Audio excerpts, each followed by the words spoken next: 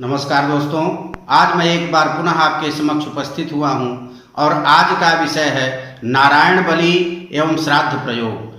क्यों आवश्यक है, कब करना चाहिए और किसके लिए करना चाहिए। दोस्तों, आजकल हम देख रहे हैं कि इस कोरोना काल में जितने भी शवदाह हो रहे हैं वे नियम के विरुद्ध हो रहे हैं। किसी भी नियम का पालन करना संभव नहीं है।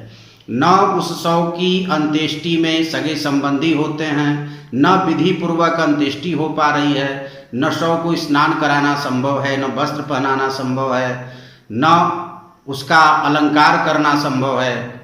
ऐसी स्थिति में दूसरी, यदि किसी की पंचक में मृत्यु हो गई है और पंचक सम्मत जो पुत्तलदाह है वह नहीं हो पा रहा है, या फिर जो मलिन खोडसी के मृत्यु स्थल से लेकर और अस्थि संचय पर्यंत जो 6 पिंडदान हैं वह अगर किसी का नहीं हुआ है, अर्थात किसी की दुर्मृत्यु हुई है, तो ऐसी स्थिति में नारायण बलि करना अत्यंत आवश्यक है। दोस्तों, इसके अतिरिक्त अगर किसी की अकाल मृत्यु हुई है, अकाल मृत्यु का अर्थ क्या है? किसी भी भौतिक पदार्थ से यदि उसका निधन होता है, हत्या होती है, या फिर वह पेड़ से गिर जाता है, या क्षिति जल वायु गगन समीर, ये पंच भौतिक हैं, अगर ये पंचभूत उसके मृत्यु में किसी प्रकार कारण बनते हैं, किसी आंधी तूफान में मृत्यु हो जाती है, जल में डूबकर मृत्यु होती है, या फिर शस्त्राघात से मृत्यु होती है, या अग्निदाह के कारण मृत्यु होती है, या किसी जीव जंतु के कारण उसकी मृत्यु होती है, जैसे सांप के डसने से, सांड के मार देने से, या पेड़ से गिर जाने पर इत्यादि जो भी है उसको अकाल मृत्यु की संज्ञा दी गई है।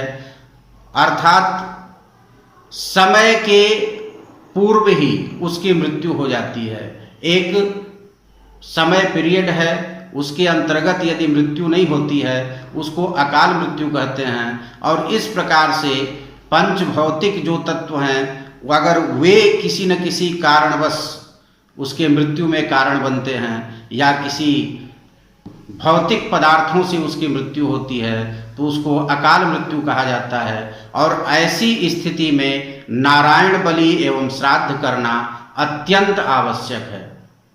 तो दोस्तों, यदि कोरोना काल में भी किसी की मृत्यु हुई है तो जब आपकी इच्छा हो उस समय निमित्त मात्र पुत्तलदाह करके हम फिर से सभी प्रक्रिया को पूरा कर सकते हैं। अब जब सब कुछ ठीक हो गया है तो अगर किसी का श्राद्ध छूटा हुआ है तो इस प्रक्रिया से आप उसको विधि विधान के साथ संपन्न कर सकते हैं। और यह जो नारायण बलि है उस प्रेत के उद्धार में सबसे बड़ा मददगार साबित होती है। दोस्तों, 10 गात्र पिंड के बाद ही सबसे पहले यह जो नारायण बलि एवं श्राद्ध है उसको कर लेना चाहिए, और उसको करने के बाद ही मध्य खोडशी, और उसके बाद एकोद्दिष्ट श्राद्ध, और उसके बाद उत्तम खोडशी, और फिर सपिंडन श्राद्ध करना चाहिए। तो दोस्तों, आज आप समझ चुके होंगे कि नारायण बलि एवं श्राद्ध कितना आवश्यक है। किसी भी प्रकार की अंत्येष्टि में कोई गड़बड़ी हुई हो, कुछ विधि छूट गई हो, उन सभी विधियों के समाधान हेतु, अकाल मृत्यु के समाधान हेतु यह नारायण बलि हमारे ऋषि मुनियों ने एक शस्त्र के रूप में दिया हुआ है, जिसका प्रयोग करने पर उस प्रेत का उद्धार निश्चय ही हो जाता है। तो दोस्तों, इसी के साथ मैं अपनी वाणी को विराम देता हूँ। आप सुखी रहें, स्वस्थ रहें और इसी प्रकार आशीर्वाद देते रहें। आपका बहुत बहुत धन्यवाद।